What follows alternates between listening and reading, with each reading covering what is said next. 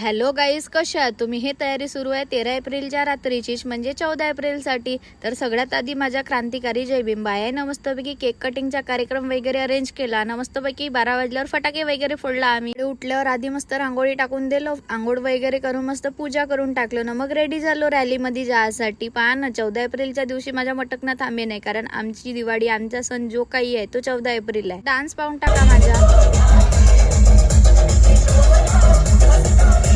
करू करू थकून जाईन, पण डान्स करणं नाही थांबत आपला 14 एप्रिलच्या दिवशी. माझ्या गावची रॅली पाहून टाका ना. मस्त मामाजी वगैरे इकडे डान्स करत होते आमच्या सोबत. आणि मग आम्ही निघून गेलो साकोलीला जायसाठी, कारण साकोलीमध्ये पण मस्तपैकी क्रम सुरू होता. म्हणून मी माझ्या गावी थोडा वेळ रॅलीमध्ये थांबलो आणि थोड्या वेळासाठी साकोलीच्या रॅलीमध्ये जायसाठी निघलो. तर फायनली पोहोचलो मी साकोलीले.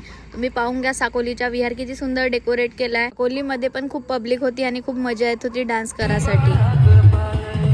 फायनली आम्ही पण डान्स करायला लागलो.